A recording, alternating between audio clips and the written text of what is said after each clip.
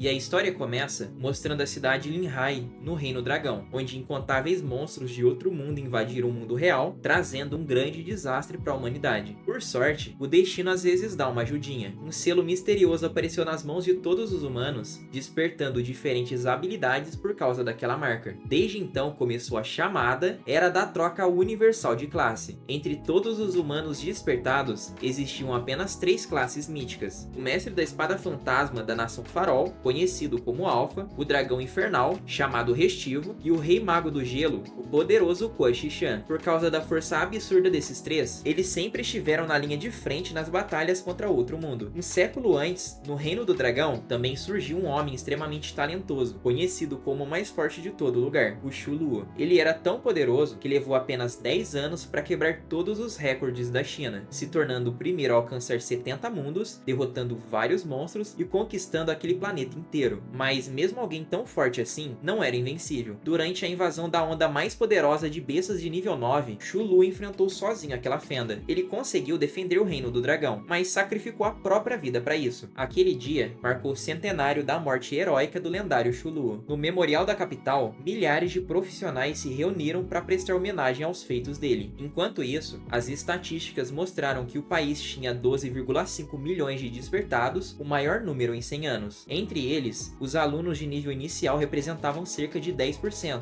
um recorde bem maior do que o registrado no ano em que o Shu Luo nasceu. Talvez aquele aumento fosse um sinal de que o próximo herói estava prestes a aparecer. De repente, um trovão explode no meio da tempestade sobre a cidade. Então vemos o nosso prota deitado na cama olhando para o teto, enquanto uma mensagem surge avisando que o portão para outro mundo está prestes a se abrir, mandando todos se prepararem para a mudança de classe. Ao ver aquela mensagem, o prota arregalou os olhos. A aparência dele parecia meio abatida, mas o aviso deixava claro que ele precisava se preparar. Ele se levanta na hora e, olhando para cima, se pergunta se não deveria estar morto e onde ele estava afinal. Do nada, uma forte dor de cabeça atinge ele, e enquanto tentava entender o que estava acontecendo, vários fragmentos de memória começaram a surgir. Ele se viu sendo humilhado por ter uma classe inútil, alguém dizia que as despesas médicas do irmão estavam atrasadas, outro falava que ele era apenas um domador de feras fraco, e ele mesmo aparecia pedindo desculpas por ser pobre e inútil, dizendo que ele não conseguia salvar nem a si mesmo, muito menos outra pessoa. O prota percebe que aquelas memórias não eram dele e começa a se perguntar de quem eram. Ele jamais imaginaria que 100 anos depois teria reencarnado com o mesmo nome e sobrenome da vida passada. Naquele mundo, ele era um domador de feras, uma classe que exigia animais de combate, além de cuidados constantes. Além de melhorar seu próprio nível, eles não podiam ignorar os atributos de seus animais de estimação. E claro, para ser um domador de feras poderoso, precisava de dinheiro, muito dinheiro. E para pessoas comuns, isso era uma péssima notícia. Com a vida cheia de fracassos, o jovem Jian Yu, completamente decepcionado, acabou buscando um fim rápido usando medicamentos. Depois de se levantar, o prota olha para uma foto dele mesmo em outra época. Pegando uma jaqueta, lembra que um dia já tinha sido o despertado mais forte de todo o Reino Dragão, o lendário Shu Luo. E agora que tinha tomado posse daquele corpo, era a hora de despertar novamente. Ele decide assumir todas as responsabilidades e todo o peso que a alma anterior carregava, e a conquistar aquele mundo brutal. E é justamente por isso que sabemos que ele conseguiu reencarnar, porque ele nunca foi um desistente, ao contrário do rapaz que abandonou aquele corpo. O aviso tinha sido dado, ele precisava se preparar. Estalando os dedos, ele diz para si mesmo que era hora de começar. Logo à sua frente, um tipo de buraco negro começa a surgir. Um portal espacial se expande no ar. O garoto coloca a mão dentro do portal e seu corpo começa a flutuar para dentro dele. Um século atrás, ele tinha despertado como um guerreiro épico, mas nesse novo mundo, sua classe era domador de feras, uma classe muito mais difícil de fortalecer.